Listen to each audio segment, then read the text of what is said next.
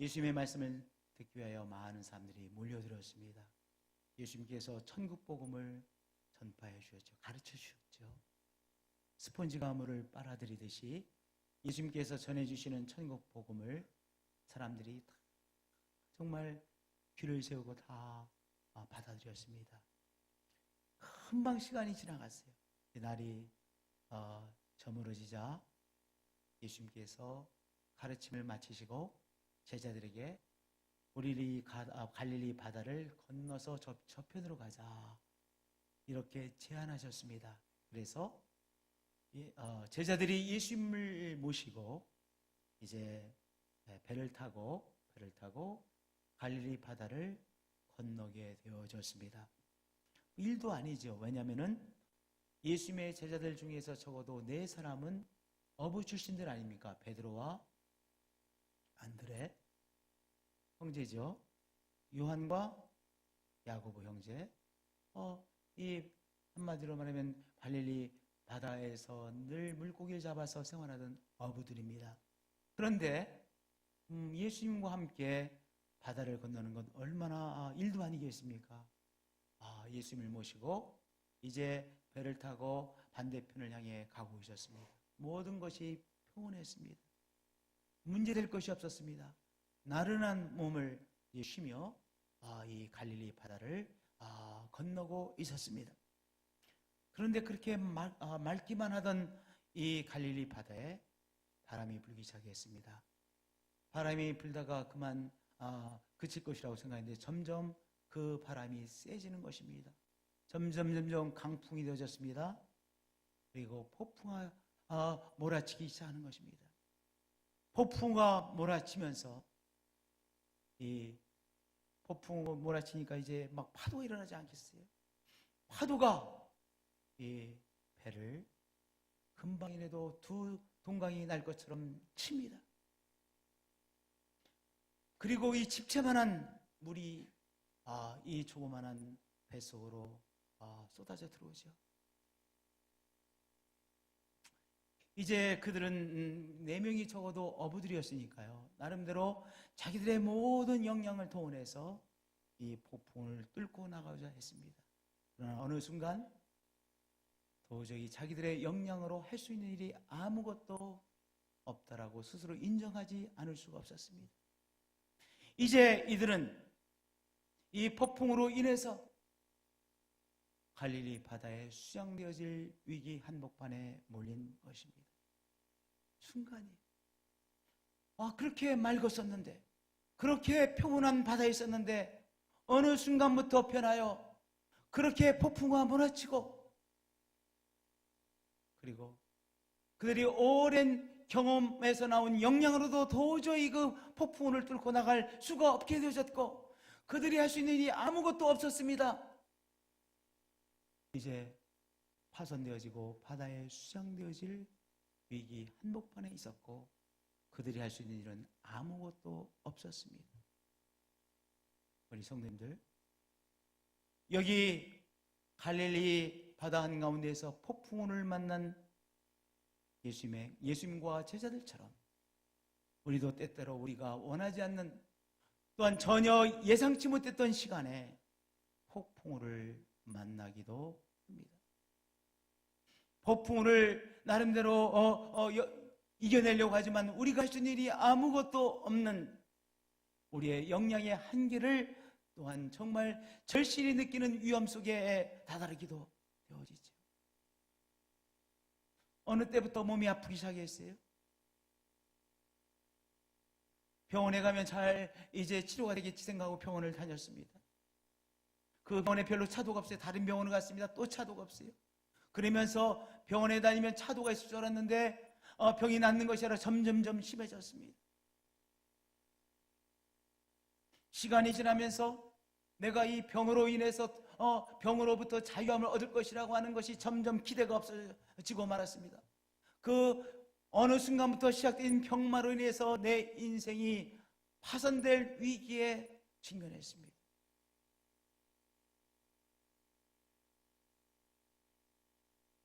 자녀에게 더 좋은 기회를 주기 위해서 자녀를 유학을 보냈어요. 자녀를 유학을 보냈습니다. 더 좋은 이제 환경 속에서 잘 교육받기를 기대했습니다. 그런데 어느 순간 보니까 한국에 돌아올 수도 없고 거기서 공부하기도 어려운 아주 난감한 상황에 빠졌어요. 길이 보이지 않는 거예요. 아들에게 더 좋은, 딸에게 더 좋은 기회를 주고자 유학을 보냈는데, 정말 있는 힘을 다해 보냈는데 한국에 돌아올 수도 없고 또 거기서 계속 학업을 하기도 곤란한 말 못할 상황 속에 빠져들었습니다. 폭풍우죠. 그 폭풍우가 계속해서 정말 힘들게 하죠. 우리의 삶의 생업의 현장이 또한 한순간의 폭풍우에 휘말려 모든 것을 다 잃어버릴 위기에 직면하기도 합니다. 내가 탄 배가, 내가 승선해 있는 이 배가 파손당할 위기에 직면했을 때 우리 나름대로 최선을 다해야 되죠. 그렇죠? 하여튼 하나님께서 우리에게 주신 이 모양 저 모양의 역량을 다 동원해서 그 문제를 해결하려고 최선을 하는 것이 우리의 믿음입니다. 그것도 믿음이에요. 아플 때 병원에 가야 되죠. 네. 우리 나름대로 이 모양 저 모양의 최선을 다하죠. 아들이 당면한 어려움을 극복해보자 이 모양 저 모양으로 최선을 다합니다. 딸이 당면한 위기를 극복해보자 최선을 다합니다. 그런데요, 어떤 때는 그 풍랑이 가라앉지 않을 때가 있어요. 나름대로 최선을 다하지만 우리의 역량이 한계를 느끼는 그때야말로 믿음으로 응답해야 될 때입니다. 그렇죠? 그때야말로 예수님에 대한 믿음으로 나아가야 될 때죠. 오늘 사랑하는 성도님들, 그러한 위기 속에 있습니까? 우리에게 닥친 이 풍랑이 잠잠해지지 않고 가라앉지 않고 점점 강해 내 삶에 내가 탄 내 배가 곧 파손되어질 위기 속에 있습니까? 오늘 예수 그리스도 앞에 믿음으로 나가시는 성도님 되어지실 축복드립니다. 그러면 어떤 믿음으로 나가야 됩니까? 오늘 이 마가복음 4장의 말씀을 통하여 우리가 붙잡아야 될 믿음을 우리가 생각해 보도록 하겠습니다. 예수님께서 내 인생의 배에 함께 승선해 계시다는 그 믿음을 붙잡는 것이죠. 아니, 그 사실을 붙잡는 것입니다. 예수님께서 어디에 계세요? 내 인생의 배에 함께 승선해 계십니다. 저를 따라서 고백해 주시랍니다. 주 예수님께서 내 배에 함께 승선해 계십니다.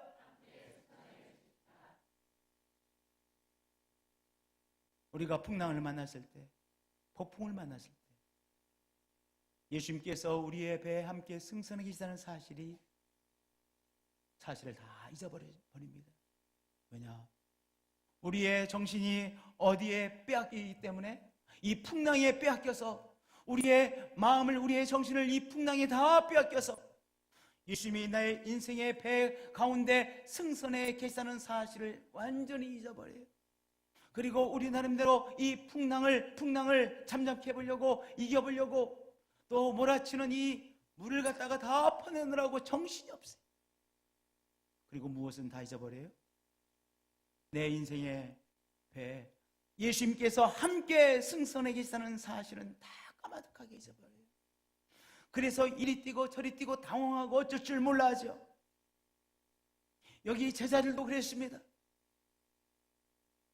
그 집채만한 파도에 자기들의 혼미백산이 되어서 예수님께서 함께 승선하게 계시다는 사실은 다 잊어버렸어요.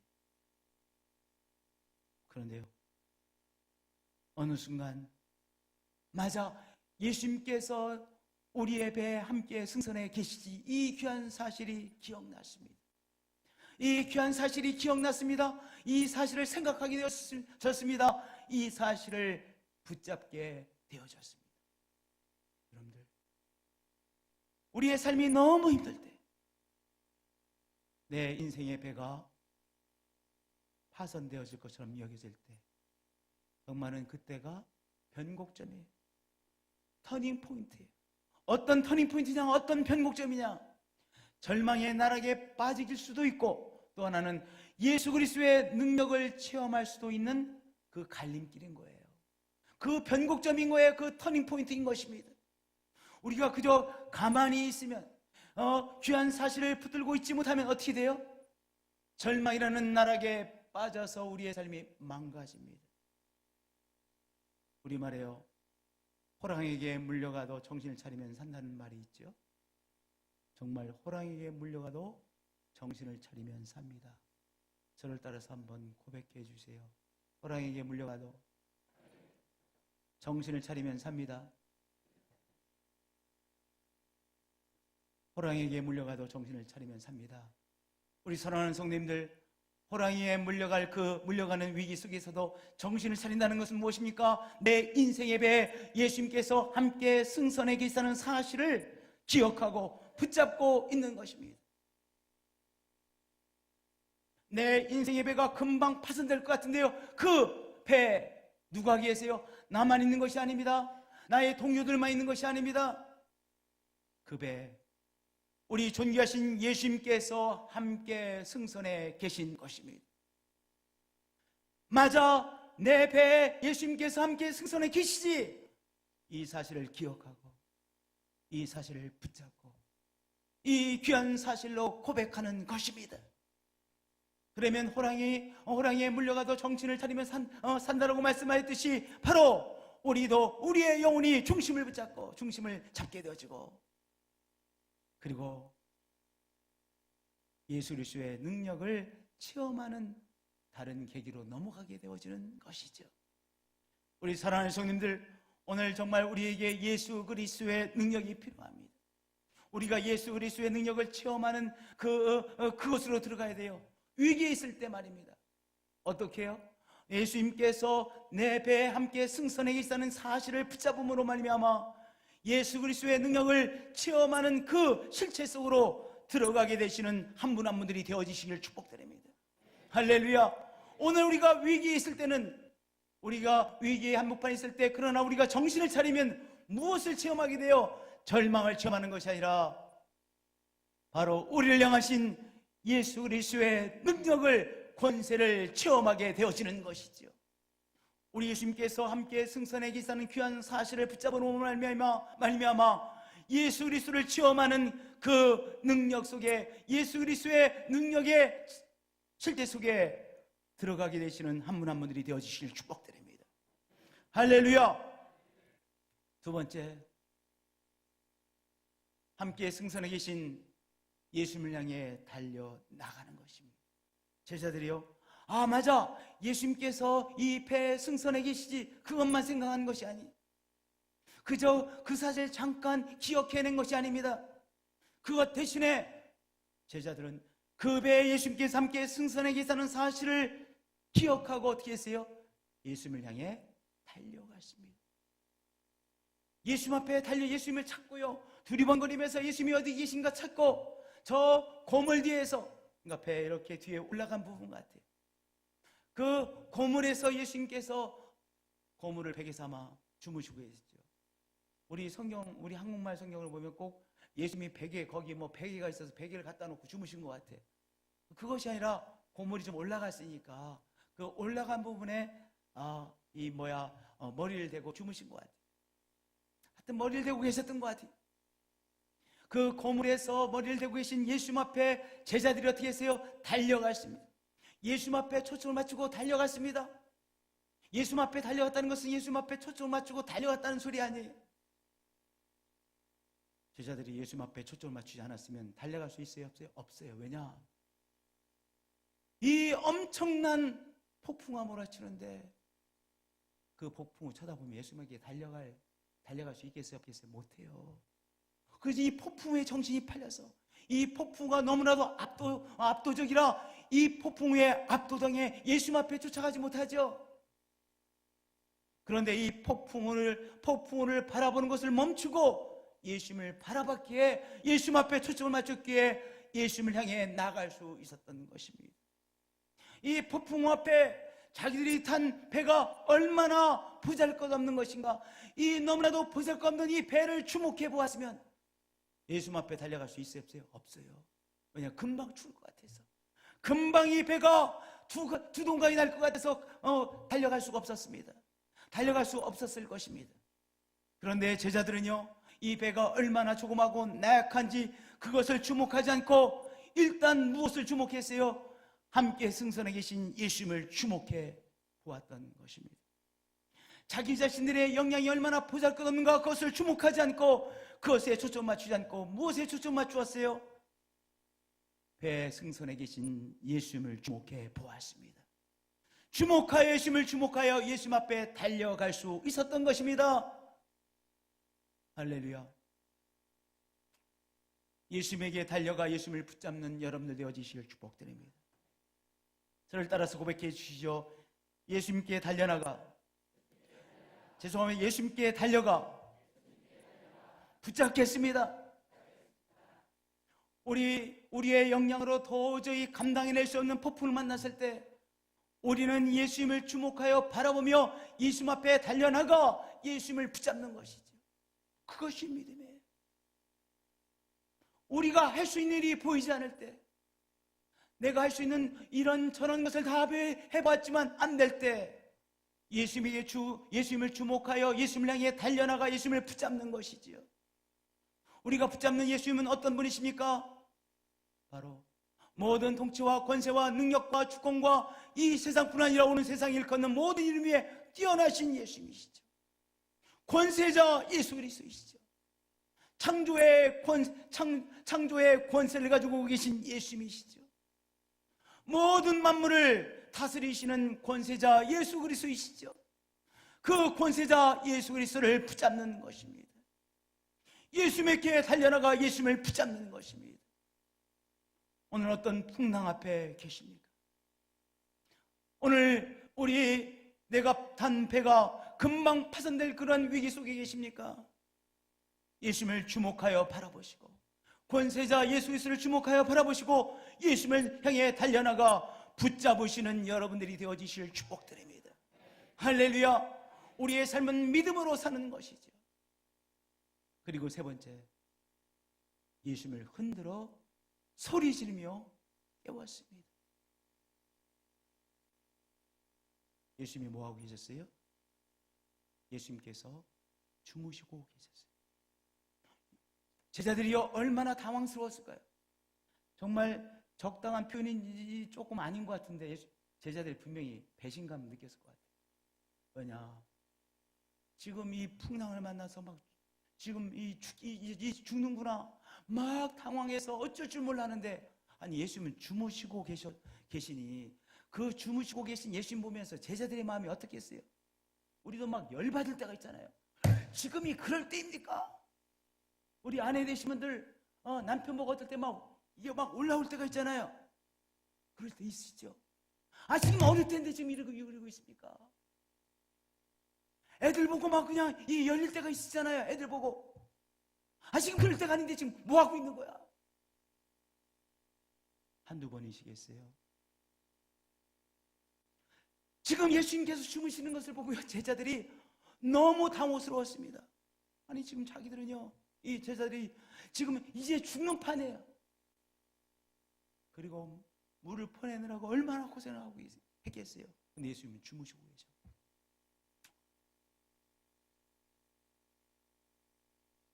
성도님들, 우리가 어려울 때 우리도 제자들이 예수님을 보며 느꼈던 것처럼 이렇게 느낄 때가 있어요. 예수님은 내가 당면한 이 어려움과 하등 관계가 없으신 분이시고 나는 지금 완전히 막 미치고 팔딱 뛰겠는데 예수님은 나를 쳐다보지도 않으시네. 예수님은 전혀 상관이 없으신 분이시네.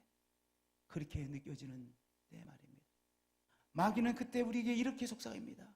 거봐, 예수님은 너의 삶에 전혀 관심이 없으셔. 상관하지 않는 분이셔.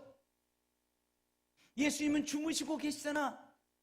너가 당면한 어려움은 너의 문제일 뿐이야. 예수님과는 전혀 상관이 없는 너의 자신의 문제일 뿐이야 라고 마귀는 우리의 속사람에게 속삭입니다. 그 속삭임에 정령당하면 우리는 어떻게 되는 거예요? 그 속삭임과 함께 절망의 나락에 빠지는 거예요. 그 마귀의 속삭임을 물리치고 어떻게 하는 거예요? 우리 예수님 붙잡고 있는 우리의 손으로 예수님을 흔들어 깨우는 거예요. 예수님 보세요. 우리가 죽게 된 것을 돌보지 아니하시나이까?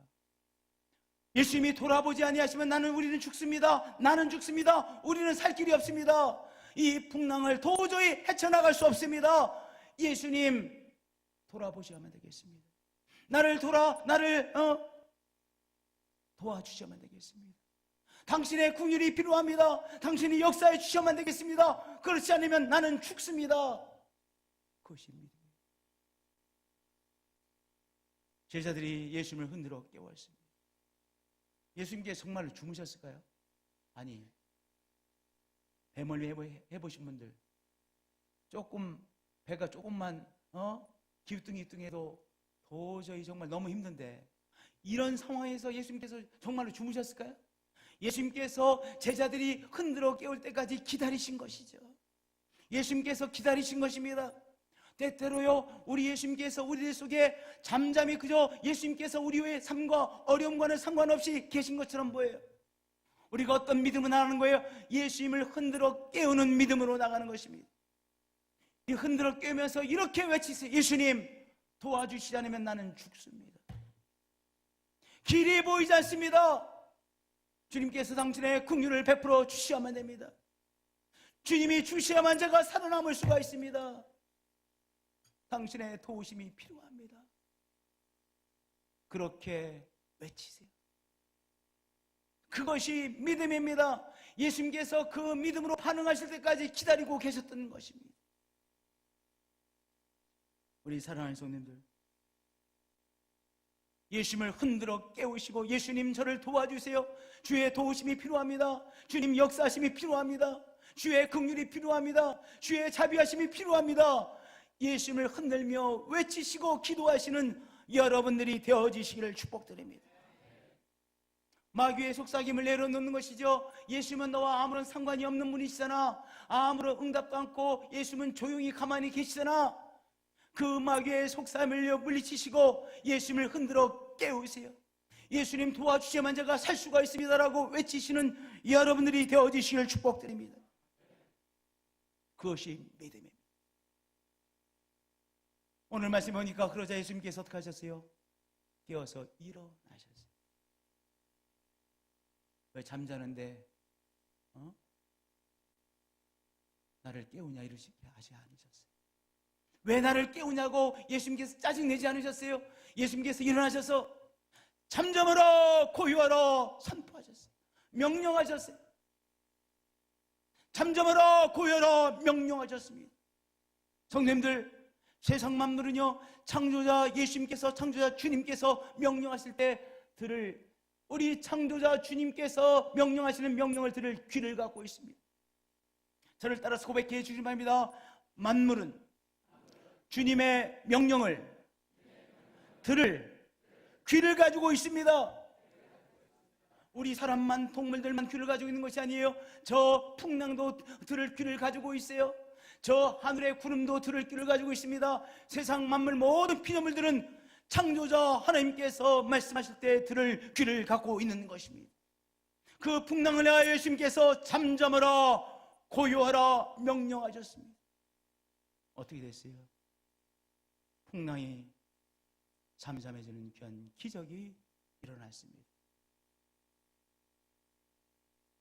우리 외원을 집사님이 중국으로 교환교수로 가게 되셨어요. 근데 그 교환교수로 가시게 되면서 우리 아들도 함께 이 좋은 기회에 중국으로 유학을 시켜야 되겠다 이렇게 생각을 해서 아들에게, 야, 나 이렇게 교환교수 가는데 너 아빠랑 같이 가자. 요새 이 어린아이들은요 중고등학생들은 유학 가는 거 싫어해요. 그냥 집이 너무 좋아. 집이 너무 좋아. 그렇잖아요. 아니 우리나라만큼 좋은 데가 어디 있어요. 너무 좋아. 그러니까 애들이요 유학 간다 그러면요 기겁을 해요. 무슨 유학이야, 지금 얼마나 좋은데.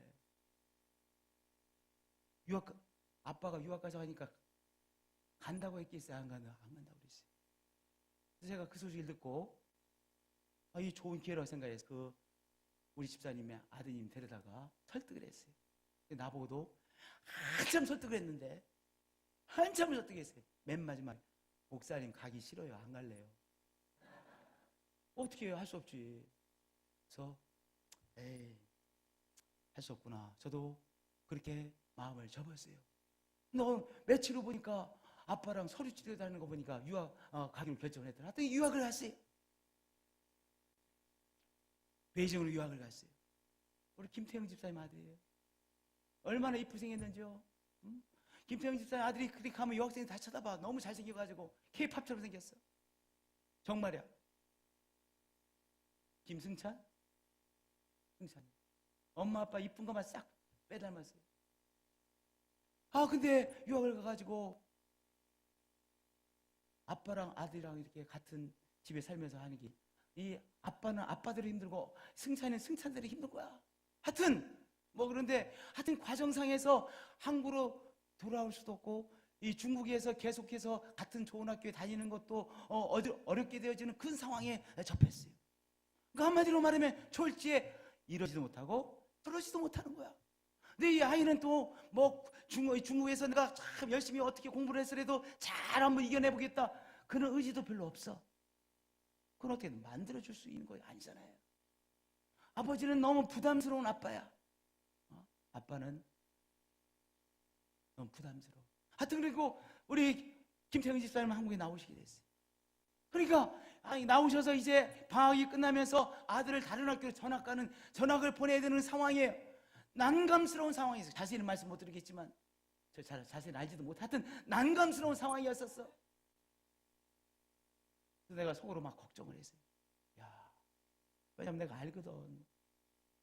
그런 상황에서 있을 때 그 얼마나 큰 위라는 걸 알거든요. 이렇게 그럴 때 그냥, 더구나 아빠는 한국에 나오고 이제 아들은 거기 있고 잘 그 학교 문제도 잘 정리되지 않고 이러면은요, 이제 다른 한국 아이들하고 늘 이제 막 쏟아다니는 거야. 그렇게 되면 곤란하잖아. 정말 곤란하잖아요.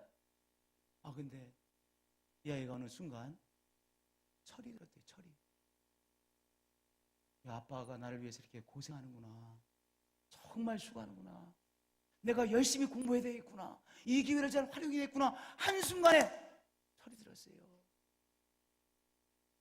그래가지고 우리 집사님도 너무 기뻐하시고, 우리 김태형 집사님도 너무 기뻐하시고, 네 분이 이 아들이 변화되어졌으니까, 이 아들의 문제에 있어서 잠잠하고 고요해지는 귀한 역사가 이 아들에게 임했어요. 한순간 그 아들이 마음을 바꿔먹고 학교 문제도 잘 풀렸죠. 학교 문제도 잘 풀렸어요. 김태형 집사님 너무 수고하셨어. 김태형 집사님 대단한 도전이었었어요. 미안해요. 무자식이 상팔자인데 우리 집사님 내 남매를 키우시느라 얼마나 수고가 많아요. 저는 할 말이 없는 사람이야. 여기 다 자녀를 키우시는 분들 대단한 분들이야. 정말 수고들 많이 하세요. 김태형 집사님도 너무 수고 많으셔. 정말 우라통이 치밀 때가 한두 번이 아니었을 거야. 죄송합니다. 승천아 미안하다. 그러나 어쩔 수 없다. 집사님 얼마나 힘들 때가 많았어요. 근데 잠잠하고 고해졌잖아요. 그래서 우리 집사님도 기뻐하시고 김 집사님도 기뻐하시고 전부 다 잠잠하고 고해되는 귀한 역사가 일어났어요. 사랑하는 성도님들, 우리가 때때로 예상치 못했던 곳에서 예상치 못했던 시간에 폭풍을 만나요. 오늘 내 배, 내 인생이라는 배에 예수님께서 함께 승선하게 계시다는 사실을 딱 붙잡으세요. 호랑이에 물려가도 정신 차리면 삽니다. 이것을 붙잡으면 삽니다. 그리고 다른 데 초점 맞지 마시고 다른 것 주목하지 마시고 예수님을 주목하여 달려가서 예수님 딱 붙잡으세요. 예수님 나는 붙잡았습니다. 그것이 믿음이에요. 그리고 예수님을 잡아 흔들어 깨우세요. 예수님 도와주지 않으면 나 죽습니다. 그거보다 더 강력한 기도가 없어요. 예수님 나 도와주지 않으면 나 죽습니다. 그거보다 강력한 메시지가 없고 강력한 기도가 없어요. 그렇게 기도하세요. 우리 예수님 일어나셔서 잠잠하라 고요하라 명령해 주시는 예수님이십니다. 그 폭풍을 통해서 예수님께서 제자들의 믿음을 성장시키셨어요. 또 한 단계 크게 성장시키셨어요. 그들이 심히 두려워하여 서로 말하되 그가 누구이기에 바람과 바다도 순종하는 것. 제자들의 믿음이 한 단계 크게 성장되어졌습니다. 사랑하는 성도님들, 모든 것은 하나님의 통치하심 아래 있죠. 오늘 우리가 당면한 폭풍우도 마귀의 통치 안에 있는 것이 아니라 우리 예수님의 통치 아래, 하나님의 통치 아래 있어요. 그 어려운 상황을 통하여 어떻게 하십니까?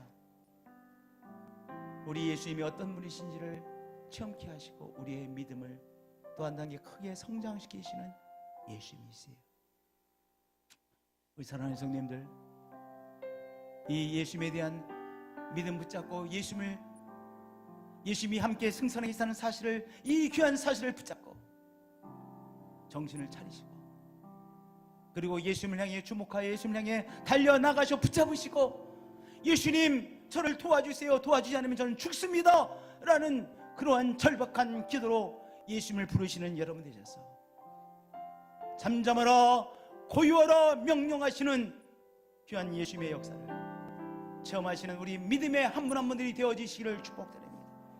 할렐루야.